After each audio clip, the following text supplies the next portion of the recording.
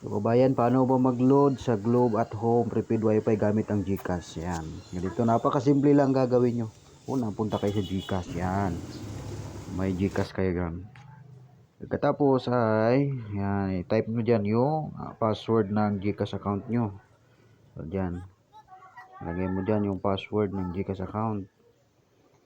So, yan. Pag naka-open na yung GCash account mo, makikita mo dyan yung balance mo. Ang gagawin mo, pumunta ka sa may nakalagay na load. Yan, pindutin mo yan. Load.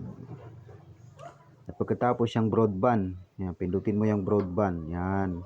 Tapos, punta ka dito sa Globe at Home prepaid wifi. Ito sa baba, yan, makikita mo naman. Globe at Home prepaid wifi. Tapos, buy load for. Yan.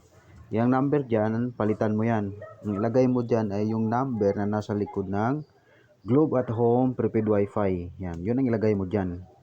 Dahil doon tayo maglulod. Yan.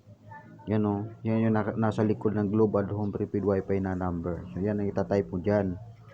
Yan dyan. Pagkatapos mo i-type, pindutin mo lang yung next. Yan. Tapos, yes, proceed.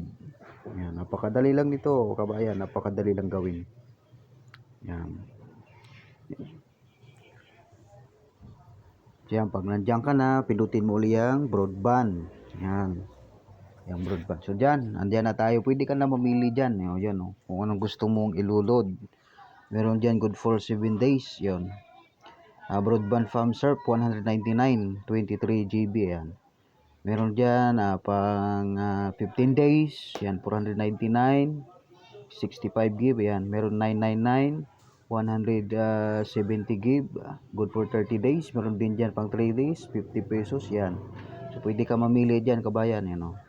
So, meron din dyan gusto mo makatipid pang isang linggo, 1 week. Yan. Merong 99. So, kadalasan ginagamit ko ay ito, 199. Good for 7 days, 23 gig. Yan. Pwede ka na makapag-live dyan. Pag yan ang ginamit mo, no. Pang isang linggo yan na kadalasang nilulod ko sa aking wifi. So, yan. So, ayan, pindutin mo lang yan, buy now. So, hindi ko na itutuloy yan kasi may load pa naman yung wifi ko. So, yan, ganun lang kasimple, kabayan. Kapag pinindot mo yung buy now, yun na yun. So, salamat sa panonood. God bless, kabayan. Happy New Year!